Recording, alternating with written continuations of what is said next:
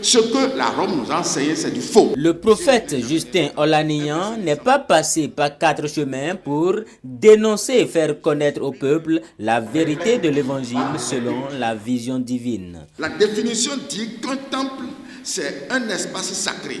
Le temple de Dieu, c'est le thème autour duquel étaient articulés les échanges entre l'homme de Dieu et les professionnels des médias. Depuis 2022 ans, il y a un système qui est venu bloquer l'homme sur la terre. Le système papal romain, imposé à toute la terre depuis 2022 ans, n'a jamais permis à l'homme de devenir temple de Dieu, mais a toujours séquestré l'homme dans l'idolâtrie. Au travers ce système calendaire monté par le pape Grégoire XVI. Parce que les dimanches, c'est l'ennemi qui reçoit l'adoration. Les sabbats, c'est Dieu qui reçoit l'adoration. Alors, si dans une église, c'est les dimanches que l'adoration est pratiquée, ça veut dire que cette église est placée sous le contrôle absolu du diable. Et dans le même temps, les fidèles qui appartiennent à ces églises se lèvent pour combattre contre encore ce même Satan. Tout en exposant la différence entre le temple de Dieu et l'église, le prophète et président de l'église universelle pour la restauration de la vision divine s'est prononcé sur le système papal qui, selon lui, conduit l'homme à l'abattoir avec ses innombrables fêtes. Le système dans lequel nous trouvons toute une panoplie de fêtes qui ne sont pas en l'honneur de Dieu. Parce que quand vous rentrez dans ce système, vous allez trouver la Noël, vous allez trouver janvier, vous allez trouver Épiphanie, vous allez trouver fête des pères, fête des mères, Assomption, Ascension, Pentecôte de dimanche, Pâques de dimanche, Saint-Valentin, ou bien les fêtes, vraiment, elles sont nombreuses. Alors que Dieu, dans la Bible, nous donne l'occasion de célébrer seulement 3 fêtes. La Noël, c'est une fête dédiée au soleil. Donc, c'est pour vous dire que ce que la Rome nous a enseigné, c'est du faux. Jésus n'est jamais né en décembre, un 25 décembre. C'est pour nous amener à rentrer dans le culte mitriaque, dans le culte donné au Dieu soleil. La Pâque de Dieu n'est pas cachée dans la Bible. La Pâque de Dieu est claire. Le premier mois, le 14e jour du mois, entre les 2 soirs, ça veut dire que le mois a été donné. La position du mois. Il a donné encore la date, à sa date 14. Ce n'est pas à la date 8 ou à la date 9 du premier mois, non. Il a encore donné l'heure entre les 2 soirs. Autrement dit, on ne prend jamais le corps et le sang de Jésus-Christ dans la journée. Ça ne se fait jamais. C'est à partir du crépuscule. Le soleil doit baisser d'abord ses rayons avant que l'homme ne prenne ce repas. Si c'est dans la journée, ça devient une abomination totale.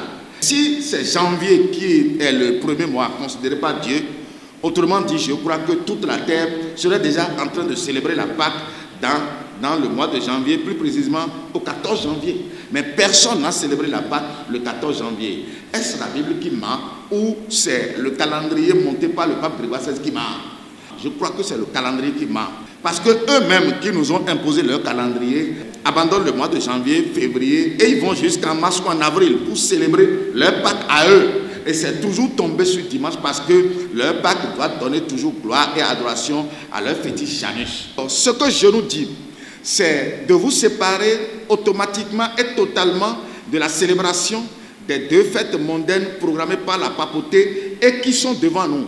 Il s'agit de la fête de la Noël et du janvier. La fête de la Noël n'a jamais été une fête qui vient de Dieu. Donc, je lance cet appel fort au monde entier de se retirer de ces célébrations. Parce qu'à Rome, il y a un démon qu'on appelle Janus. C'est ce démon qui naît tous les 25 décembre et il est dédicacé tous les 1er janvier selon la loi mosaïque. Parce que si un bébé naît, le 8e jour, il doit être dédicacé.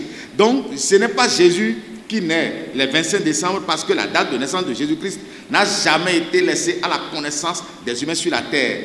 La fête de la Noël tire son origine de l'ancienne adoration du Dieu soleil que les hommes pratiquaient sur la terre.